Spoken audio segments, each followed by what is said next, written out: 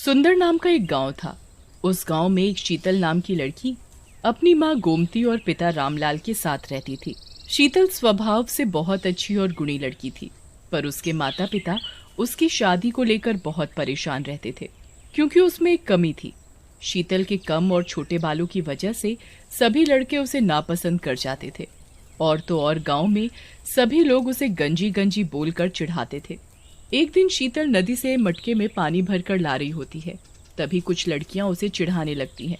अरे ओ शीतल रानी, जरा अपने बालों को बांध कर रखो, कहीं हवा का झोंका इन्हें उड़ा ना ले जाए। विमला, तुम बिल्कुल ठीक बोल रही हो, आज कुछ हवा तेज नहीं है।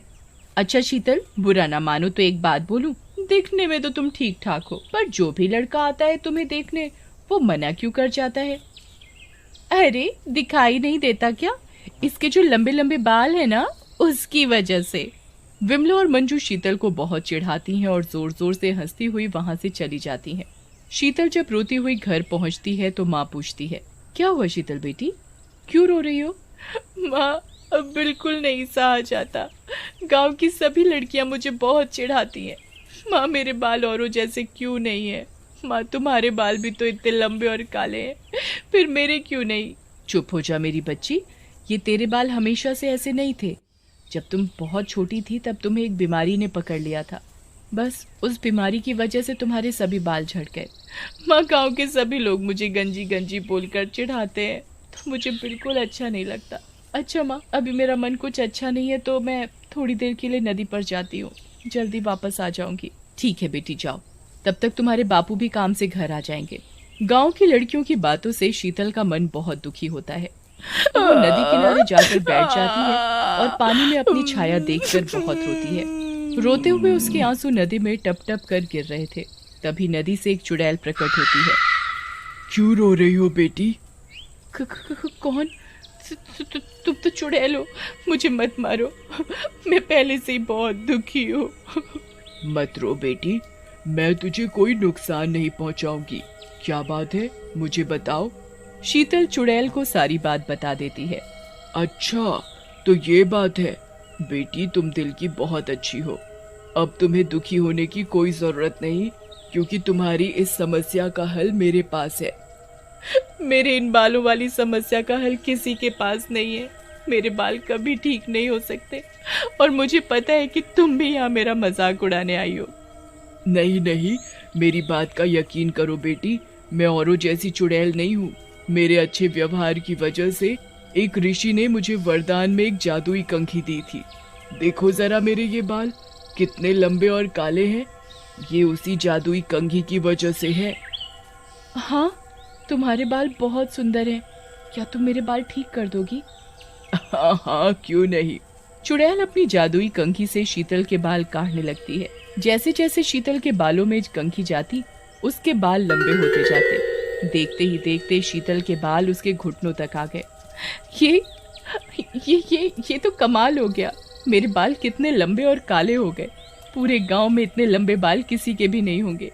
तुम बहुत अच्छी हो। जाओ बेटी, अब तुम अपने घर जाओ। ठीक है, मैं घर जाकर अपने लंबे बाल अपनी माँ को दिखाती हूँ। शीतल घर पहुंचकर अपने बाल अपनी माँ और बाबा को दिखाती है। ये कैसे हुआ? एक दिन में तुम्हारे बाल इतने लंबे, ये कैसे संभव है? हाँ बेटी, ये कैसे हुआ? अरे माँ, अरे माँ बाबा, आप दोनों को सब बताती हूँ, जरा सांस तो ले लूं। तो सुनो माँ, ये सब एक चुड़ैल की वजह से हुआ।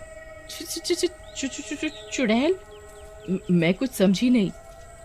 हाँ माँ, चुड़ैल, और वो चुड़ैल बहुत अच्छी थी। मैं तो नदी पर जाकर रो रही थी, तभी अचानक वो चुड़ैल मेरे सामने आकर खड़ी हो गई। उसने मुझसे पूछा कि मैं क्यों रो रही हूँ, तो मैंने उसे सब बता दिया। उस चुड़ैल के पास एक जादुई कंघी थी। जैसे उसने वो कंघी मेरे बालों में डाली तो मेरे बाल इतने लंबे लंबे होते गए। बेटी, सच में वो चुड़ैल वाकई बहुत अच्छी थी। माँ, अब मैं गांव में घूम कर आऊं? जो लोग मुझे चिढ़ाते थे अब कैसे चिढ़ाएंगे? शीतल गांव में घूमने चली जाती है। गोमती, देख रही हो हमारी बेटी इतनी खुश कभी नहीं थी। तुमने सही कहा शीतल के बापू। शीतल गांव में अपने बाल लहराती हुई घूम ही रही थी कि विमला उसे देखकर चौंक जाती है। ये कैसे हुआ? कल तो तुम्हारे बाल झाड़ू जैसे थे और आज इतने लंबे, कहीं नकली बाल तो नहीं है ना ये? नहीं नहीं, ये बिल्कुल असली हैं। देखो जरा इन्हें छूकर। अरे हाँ, सच में ये तो बिल्कुल असली है। ये सब कैसे हुआ जरा बताओगी? नहीं नहीं, कुछ नहीं, मैं तुम्हें कुछ नहीं बता सकती। अच्छा जी, बाल लंबे होते ही तुम्हारे तो तेवर ही बदल गए। अगर तुम नहीं बताओगी तो तुम्हारे ये बाल काट दूंगी। नहीं नहीं, मेरे बाल मत काटो, मैं तुम्हें सब बताती हूँ। शीतल विमला को चुड़ैल और उसकी जादुई कंघी वाली बात बता देती है। ये सुनकर मन ही मन बहुत खुश होती है और अगले दिन विमला भी अपने बाल छोटे छोटे काट कर नदी पर जाकर झूठ मूठ कर रोने लगती है। तभी चुड़ैल उसके सामने आ जाती है। क्या हुआ बेटी, क्यों रो रही हो? मैं रो रही हूँ अपने इन बालों की वजह से। मेरे बाल, क्या तुम मेरी ये बाल ठीक कर सकती हो? हाँ हाँ, क्यों नहीं, अभी ठीक करती हूँ। जैसे ही चुड़ैल विमला के बालों में कंघी डालती है तो विमला के बाल बहुत लंबे हो जाते हैं। विमला अपने लंबे बाल लेकर वहां से चली जाती है। धीरे धीरे चुड़ैल की जादुई कंघी वाली बात पूरे गांव में फैल जाती है। बहन, क्या तुमने भी सुना वो बालों वाली बात? हाँ बहन, मैंने भी सुनी। मैं तो सोच रही थी क्यों ना हम भी उस चुड़ैल के पास जाकर उस जादुई कंघी से अपने बाल लंबे करवाएं। मैं तो आज ही जाने वाली हूँ उस चुड़ैल के पास। पर वो हमें कहीं खा ना जाए। अरे नहीं, ऐसा नहीं है। मैंने सुना है कि वो चुड़ैल किसी को कोई चोट नहीं पहुंचाती। ठीक है ना, फिर अब भी जाती हूँ। और फिर वो औरत भी उस चुड़ैल के पास जाती है और चुड़ैल से बोलती है कि उस जादुई कंघी से उसके बाल लंबे कर दे। एक एक करके पूरे गांव की औरतें उस चुड़ैल के पास अपने लंबे बाल करा के आने लगी। औरतें तो औरतें, गांव के गंजे आदमी भी चुड़ैल के पास जाने लगे। एक दिन गांव का एक आदमी सुखिया अपनी पत्नी गौरी से बोलता है।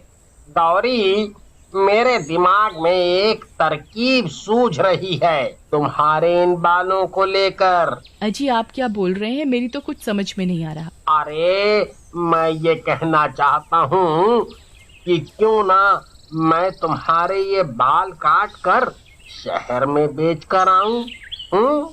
मैंने सुना है वहाँ बालों की अच्छी खासी कीमत मिलती है। नहीं नहीं, मैं अपने बाल नहीं दूंगी। अरे मेरी गौरी, समझो बात को। तुम्हारे ये बाल मैं काट कर शहर में बेच आऊंगा।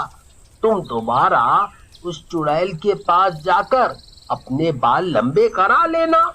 मैं फिर से बाल काट कर शहर बेच कर आऊंगा। इससे हम बहुत जल्दी अमीर हो जाएंगे। अजी, ये बात तो आपने बिल्कुल सही कही। अब हमें अमीर होने से कोई नहीं रोक सकता। अच्छा गौरी, एक बात तो बताओ, इतनी जल्दी तुम लोग इतने अमीर कैसे हो गए? कच्चे मकान से तुमने पक्का मकान भी बनवा लिया। इतने ठाट बाट हैं तुम्हारे, कैसे बताओ ना। अच्छा तो सुनो, तुम मेरी सबसे अच्छी सहेली हो तो तुम्हें बता देती हूँ। गौरी पायल को बाल बेचने वाली सारी बात बता देती है। अच्छा तो ये बात है, मैंने भी तो उस चुड़ैल से अपने बाल लंबे कराए थे। मैं भी अपने पति से बोलूंगी कि वो भी शहर जाकर मेरे बाल बेच कर आए, फिर हम भी अमीर हो जाएंगे। गौरी से पायल को और पायल से दूसरी औरत को और फिर उस औरत से पूरे गांव को बाल बेचने वाली बात फैल गई। ये बात शीतल तक पहुंची तो शीतल को बहुत गुस्सा आया।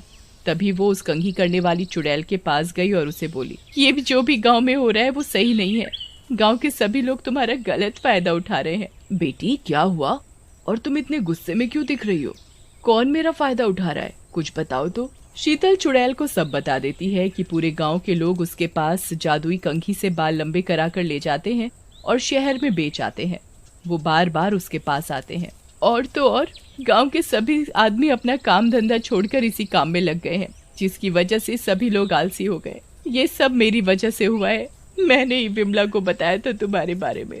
इससे तो तुम मेरे ये बाल वापस ले लो और मेरे वही पुराने बाल वापस कर दो। अच्छा, अब समझ में आया क्यों वो लोग हर बार अलग से दिखते थे।